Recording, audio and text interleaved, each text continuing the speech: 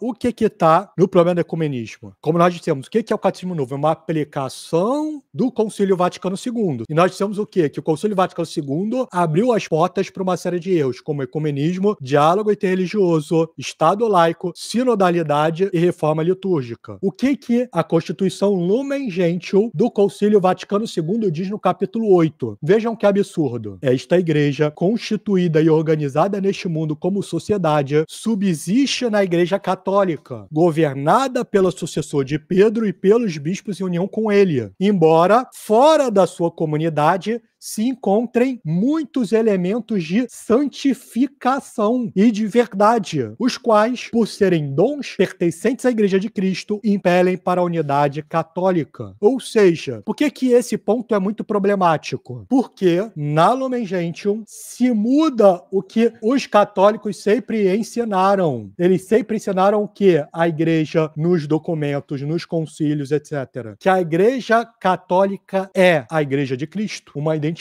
E o que se ensinou a partir do Concílio Vaticano II? Que não é mais uma identidade, que a Igreja Católica subsiste na Igreja de Cristo. E por isso, existem muitos elementos de santificação fora. Ou seja, a Igreja Universal do Reino de Deus santifica. A Igreja do Poder Mundial santifica. A Igreja Batista da Lagoinha santifica. A Igreja do Pastor Mirim santifica. A Igreja da Pastora Mirim santifica. Nessa visão pós-conciliar, o que está acontecendo aí? É como se essas outras igrejas fossem filiais. Elas herdam a graça da Igreja Católica e podem salvar. Depois, o Papa Bento XVI vai dizer não, mas vai tentar dar uma interpretação. Subsistir em, na verdade, é. Mas vejam que não é assim que interpreta a maioria da igreja hoje, porque ela está tomada pela Revolução. Por que o Papa simplesmente não mudou? Não, então ali estava errado, eu vou botar para acabar com toda a confusão. Porque é preciso o termo subsiste para justificar o que vem depois, que são os elementos de santificação lá fora. Tanto que esse padre, a única vez dos posts que ele colocou lá, que ele tentou colocar um argumento, foi para dizer, olha, o Papa, ele já disse que é. E aí logo depois o que ele diz? Mas é claro que existem elementos de santificação. É só vocês pensarem nos ortodoxos. Ou seja, esse padre protestante, ele tá dizendo o quê? Ele tá dizendo, por extensão do raciocínio dele, que aquele pastor mirim comédia, ele traz santificação para a alma das pessoas. Quando a Santa Igreja Católica, ela sempre foi muito clara. Ela sempre condenou essas coisas. Agora vejam, pessoal, como tá no amarelinho problemático. Eu vou abrir com vocês aqui, em primeira mão, para vocês verem que não é coisa na cabeça do Álvaro, mas que eles são claros. Vamos lá, em primeira mão aqui com vocês, ó. Catecismo Novo aberto. Vou ler alguns dos parágrafos. Esse é o parágrafo 816, tá? E aqui eu falei na live passada que quando eu li o Catecismo Novo, eu já tinha lido o Catecismo de São Pio X,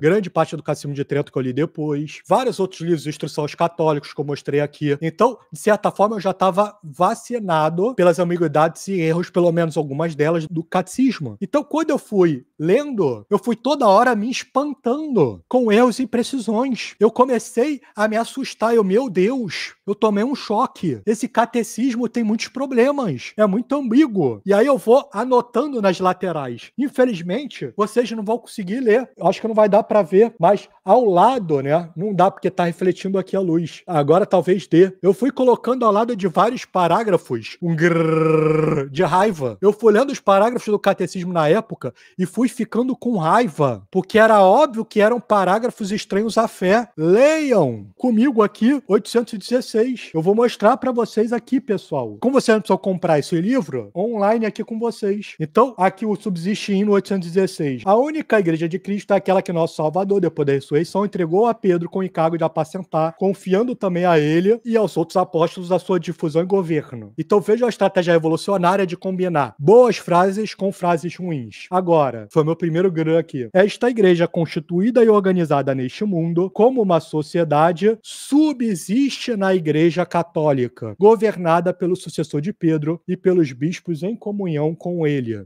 subsiste. Não é mais é. Aí vamos avançar? 816 ainda. Olha o que está no 816. O seguinte: é necessário que sejam plenamente incorporados todos os que, de certo modo, pertencem já ao povo de Deus. Então, o primeiro gr, que é a ideia de que a Igreja Católica subsiste na Igreja de Cristo, não é mais é. Tem um segundo, que é necessário que se incorporem plenamente todos os que, de alguma forma, já pertencem ao povo de Deus. Então, quem vai ao showmício da Igreja Batista da Lagoinha já pertence, de certo modo, ao povo de Deus. Mas tem mais. Então, vamos para o 817, pessoal. Olha isso aqui. Onde há pecados, aí se encontra a multiplicidade, o cisma, a heresia, o conflito. Mas onde há virtude, aí se encontra a unicidade. E aquela união que faz com que todos os crentes tenham um só coração e uma só alma. Então aqui há algo mais positivo, de novo. Mas aí a gente volta para outro gri, que é 818. Justificados pela fé recebida no batismo, incorporados em Cristo, é a justo título que se honram com o nome de cristãos, e os filhos da Igreja Católica reconhecem-nos legitimamente como irmãos no Senhor. Então, a Igreja Católica abraça os protestantes com respeito e caridade fraterna e os reconhecem como irmãos no Senhor. Ora, tradicionalmente, quem é irmão no Senhor? Aquele que está no corpo místico de Cristo. Vamos para outro. 819. O Espírito de Cristo serve-se destas igrejas e comunidades eclesiais como meios de salvação. Meios de salvação. Qualquer seita protestante é um meio de salvação, cuja força vem da plenitude da graça e da verdade que Cristo confiou à Igreja Católica. Ou seja, as outras seitas são filiais da verdadeira religião. Todos esses bens provêm de Cristo e a eles conduzem e por si mesmos reclamam a unidade católica. Então, a quantidade de bizarrices é absurdamente alta. Absurdamente alta. É só nós compararmos. Então, nós vemos a todo momento ali, nos parágrafos 816 a 819, o catecismo insinuar que há salvação fora da igreja, quando todo o magistério da igreja aponta para outro caminho. É só a gente lembrar, por exemplo, os parágrafos 16, 17 e 18 do Sílabus de Pio IX. Parágrafo 16. Tese condenada, condenada. No culto de qualquer religião, podem os homens achar o caminho de salvação eterna e alcançar a mesma e eterna salvação. Tese condenada 17. Pelo menos deve esperar-se bem da salvação eterna daqueles todos que não vivem na verdadeira Igreja de Cristo. Tese condenada 18. O protestantismo não é senão outra forma da verdadeira religião cristã, na qual se pode agradar a Deus do mesmo modo que na Igreja Católica. Ou seja, o que está no Catecismo Novo é o contrário do que está no Sílabus. E o que diz o Concílio de Florença? Firmemente crê, professa e predica que ninguém que não esteja dentro da Igreja Católica, não somente os pagãos, mas também os judeus, os hereges, os cismáticos, não poderão participar da vida eterna e irão para o fogo eterno. O Catecismo Novo fala em elementos de santificação. O Concílio de Florença diz que essa turma está indo para o fogo eterno. É a mesma coisa, são duas linguagens diferentes. E o quarto Concílio de Latrão? Existe de fato uma Igreja Universal dos Fiéis, fora da qual ninguém é salvo. Ninguém. Na Universal ninguém é salvo. Na Poder Mundial ninguém é salvo. Na do Pastor Mirim ninguém é salvo. Na Lagoinha ninguém é salvo. O Papa Pio XII decretou, diz ele, decretou que a igreja fosse o meio de salvação, sem o qual ninguém poderá entrar no reino da glória celeste. Então não existem meios de santificação, como diz o padre que liderou a campanha de cancelamento, porque fora da Igreja Católica não há salvação. Conseguem ver como é claro a doutrina da igreja, como o Catecismo Novo se afasta disso? Por isso, pessoal,